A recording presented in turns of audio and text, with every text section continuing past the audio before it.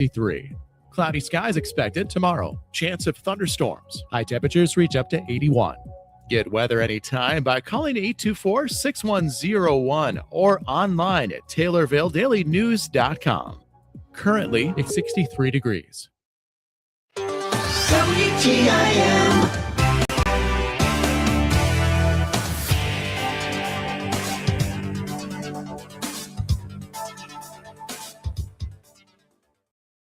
You're listening to WTIM, your information station. Time now for your expanded local news. I'm Reed Kamai. The Taylorville Public Library is looking to fill internal job openings. They include that of Director, Youth Services Coordinator, and Processing Specialist. Current library administrators encourage all interested community members to apply. Interim Director Mindy Hill is overseeing the hiring process alongside Aaron Cromit, who handles outreach and promotions for the library. They say the Youth Services Coordinator will work closely with Cromit on event planning, while all employees assist at the circulation desk. We are also hiring for youth services and processing and circulation. Those would be the other two positions that we're looking for. Processing and circulation, you would be working up front with patrons, and you would also be doing the book covering and putting stickers on them and things like that. And then the youth services would be in charge of all the youth programs along with Aaron. They will work closely together. And you would work up front also too. Yeah, everyone who's there has to have circulation time. Yes. You have to deal with, be with patrons and learn how to do all the shelving, everything. Yeah. Everyone who works there has to do that. But yes, she said the youth services person will work really closely with me. We're, looking for someone who's a really good team player and who can make the stuff even more fun at the library with us. Online applications for Director, Youth Services Coordinator, and Processing Specialist can be found through links in this story on our website, TaylorvilleDailyNews.com. Interested candidates can also apply by emailing director@taylorvillelibrary.org and including a resume. More information on the Taylorville Public Library is available at taylorvillelibrary.org. Aaron Cromit and Mindy Hill appeared as guests on the WTIM Morning Show. New questions are coming to light regarding an investigation into a former member of the Illinois General Assembly. State Representative Harry Benton, a Democrat from Plainfield, resigned on July 3rd amid bipartisan pressure to do so. He had been accused of sexual harassment and other unethical conduct toward a female lobbyist. Reporting last week from the Chicago Tribune indicates a staffer first raised similar concerns back in 2023. Dr. Kent Redfield is a professor emeritus of political science at the University of Illinois Springfield. He says the precise reason for the investigation playing out as it did is unclear. It's a pretty damning article if you read the article in the Tribune, but, and the awkward situation which ought to be changed is that if you are a staffer in a district office, which this woman was, then your boss is the state representative in this case that hired you. And so, there doesn't seem to be a real clear process for, dealing with that situation, because, once you go to the legislative auditor general, then, things tend to become public and things. And so, there appears to have been efforts on the staffer's part to kind of get the speaker's office involved and handle this without, going public and stuff. Dr. Redfield adds that Republicans may look to use this case, as well as that involving State Representative Carol Ammons, in campaigning ahead of elections this November. Now the speaker's office and the process itself kind of has a black eye because it looks like, the ball got dropped earlier and then, only recently was action taken. So again, another black eye, something that the Republicans could use not only in the election for Representative Benton's seat, because there's a candidate, that's been appointed to the ballot, a Democrat, who will have to answer questions about in this case, it's a woman, whether she will take money from the House Democrats for campaign. And, these are kinds of issues that even, the Republican candidate for governor can use as saying, the Democrats are corrupt. They were corrupt under Madigan. Here's even more examples. More information on the Illinois General Assembly is available at ilga.gov. Dr. Kent Redfield appeared as a guest on the WTIM Morning Show. Community members in Mount Auburn and beyond will come together today, tomorrow, and Saturday for the 139th Annual Mount Auburn Farmers Picnic. This year's theme is Blast from the Past. As part of it, attendees can witness the opening of a time capsule buried 50 years ago. Pageants, car shows, a parade, live music, and more will entertain visitors across the 3 days. The event's organizing committee from 50 years ago filled and buried the capsule. The committee's current president, Shamron Cratcham, says only 3 people on the aforementioned committee are still around. So when they put it in the ground, there was Stanley Ryan, Terry Buzzard, Gary Buzzard, Todd Buzzard, Harold Allison, Bruce Hohenstein, who was the mayor, Bill Matthews, Lois Buzzard, Debbie Hohenstein, Kimberly Ryan, Craig Ryan, and Larry Allison. And right now we have still Stanley Ryan, Harold Allison, and Larry Allison. So I would like to just honor those people, and they did an amazing thing for our community, and it's really neat. The other thing that I'd like to mention is Roger Dickerson was the person in Mount Auburn who created the time capsule and sealed it. And then because of safety reasons and the logistics of removing this huge time capsule, we brought it out of the ground a little early. And Wally Tippett happens to be Roger's grandson, and he opened it 50 years later. So really neat tradition for our community, and exciting to talk about. The pageant takes place tonight. Ann Holliday, the organizing committee's secretary and pageant director, says there are 5 categories, of which one has a food drive component. We have a little miss and a little mister. We have a junior miss. We have a miss. And then we have a people's choice. And the people's choice is actually kind of a fundraiser for the pantry, the food pantry in Mount Auburn. And each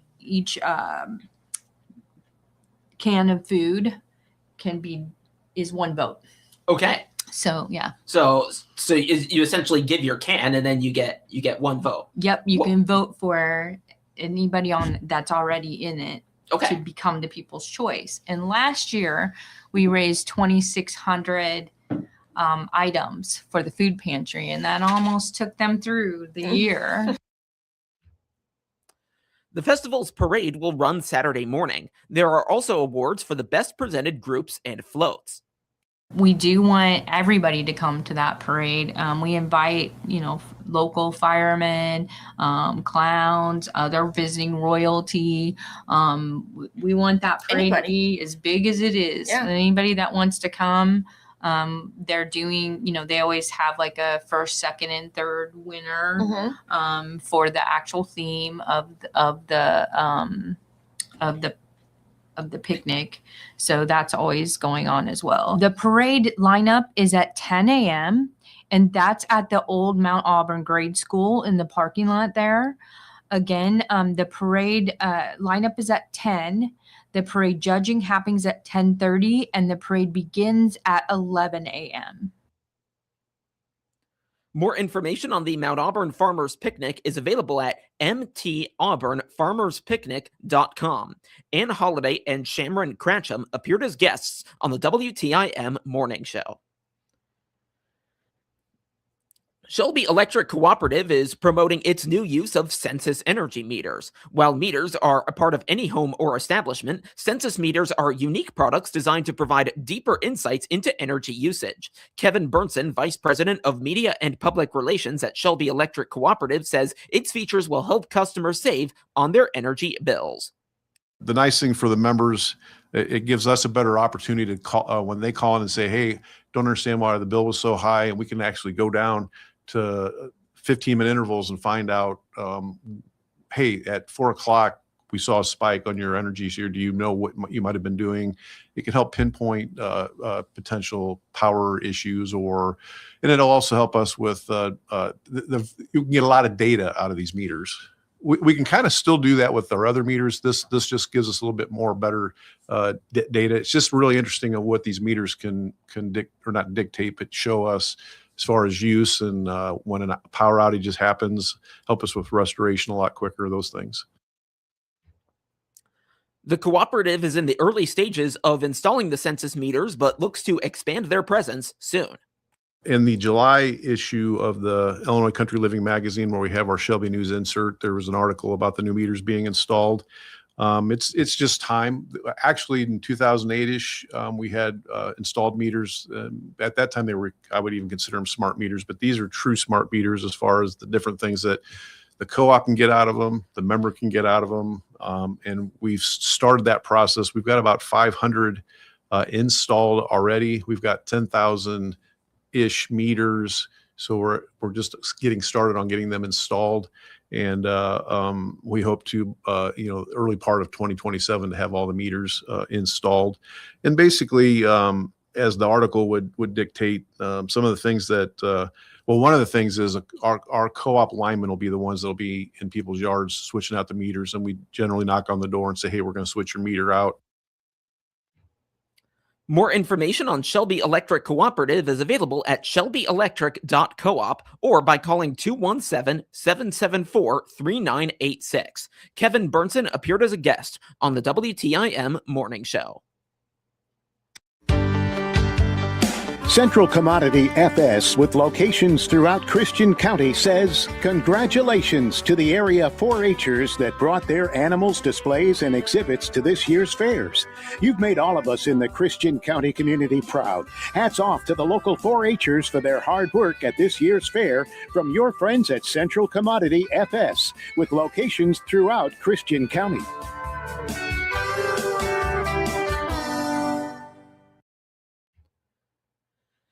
Our own Dylan Clark interviewed Jeff Pilsen, former bass player for Dokken and current bass player for Foreigner.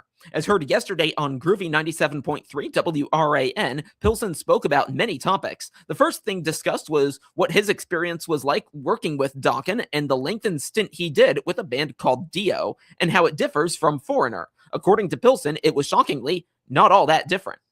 I've played with a lot of great bands that I've been very fortunate to be in. Dokken, Dio, MSG. And, to answer your question, are they different? Not as much as you might think, because, bands like Dokken, we used Foreigner as kind of a template, which was heavy, hard rock, but with great melody, catchy choruses.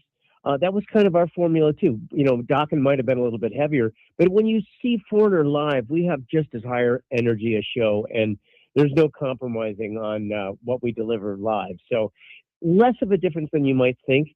As far as moments that really stick out to me, Foreigner was lucky enough. We got to open for Led Zeppelin at the O2 Arena when they did that reunion for Alman Erdogan in late 2007. Nice. So that was a real standout moment.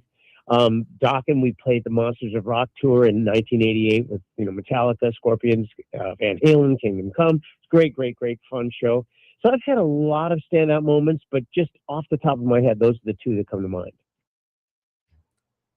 Pilsen also explained what drove him to selecting bass guitar as his instrument. Pilsen explained that he started playing when he was 12 years old, and what keeps him playing to this day is his true passion for music and love of playing. Well, I started playing when I was 12, and, I took to it right away, but I think, honestly, my deepest appreciation for it came in the early 90s when, I kind of been through the whole thing with Dokken and everything, and I was at a crossroads in my career because, the music that I was doing was like all of a sudden considered unhip. So when I joined Dio in the early 90s, I kind of reestablished my love for the bass guitar that has not gone away since. But that was kind of the moment. It's like, oh, wow, no, it's not about anything but the music. And, for bass, it's all about how it feels. And, playing in Dio really opened my eyes to a lot of that. And I think that was the moment that turned it around. Pilson also explained what his biggest influences are as a bass player, citing two of the best bass players out there, Paul McCartney from the Beatles and Chris Squire from the band Yes. Well, no question, Paul McCartney and Chris Squire are probably the two biggest. But I mean, all sorts. Chris Squire is the bass player for Yes, by the way. But I mean, a lot of guys influenced. Ant Whistle, of course, from the Who. James Jamerson from Motown, who played on so many of those classic recordings. All those guys, they're definitely in my wheelhouse. Cliff Williams from AC/DC, huge influence. Anybody's is great. Pilson then shared a story about a funny moment on stage while at a live show. Pilson shares a story about a time when he brought some audience members up on stage at a show. The drummer proceeded to hand one of these audience members a drumstick, and the member of the audience began to follow the current song's rhythm by hitting Pilson's elbow with the stick. One thing that always sticks out to me is one night we were playing, and I kind of dragged some people up from the audience. And this woman came up, and she was all into it, and our drummer hands her a drumstick, so she starts banging. Well, she comes over and she starts hitting me with the drumstick on my elbow. I don't think she realized it, but she was like really making me hurt badly, just whack, whack, whack, whack. And I think her adrenaline just got the best of her, and she just didn't realize what she was doing. But that always sticks out in my mind because that really hurt. To close out the interview, Pilson was asked what still motivates him to pick up a bass guitar and walk on stage night after night. Pilson responded by explaining that his passion for playing bass and for music is what keeps him going show after show and tour after tour. Another motivator for Pilson was the connection with the community. I love doing it still. I mean, I really do. I love to play. I love to play in this band with these players and singers. I mean, it's a great, great organization.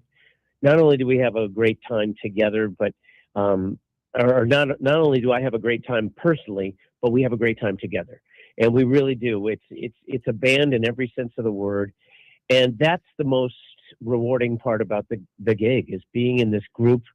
We're a collective. Our species, we're mammals. We crave connection. And, there's no better connection than what you have with a band. And when a band connects with its audience, there's no better feeling in the world. And that's what motivates me. Foreigner will be performing with special guest Goodbye June at the Devon Lakeshore Amphitheater in Decatur this Tuesday at 7. Tickets are available online at devonamphitheater.com. And you can find the full interview our own Dylan Clark did with the bass player Jeff Pilson on this story on our website, TaylorvilleDailyNews.com. Now to obituaries, which can be found at TaylorvilleDailyNews.com.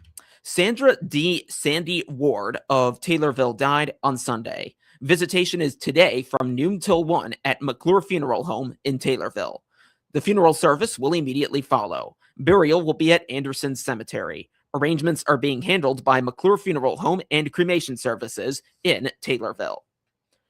74-year-old Harry Herman Hoare of Palmer died on Saturday. Visitation is today from 4 till 7 at Asali Funeral Home in Morrisonville.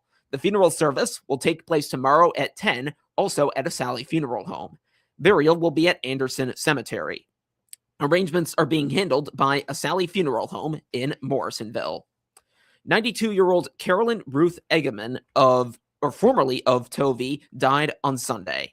Visitation is this Sunday from 2 till 4 at Sutton Memorial Home in Taylorville. The funeral service will be this Monday at 10, also at Sutton Memorial Home.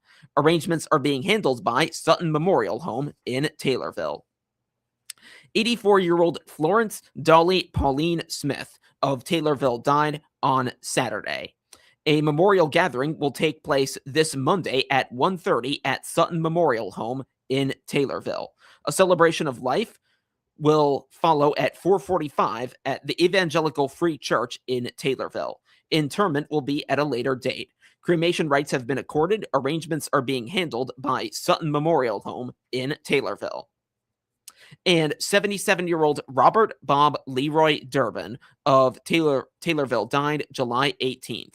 A graveside memorial will take place Tuesday at 2 at Oak Hill Cemetery in Taylorville.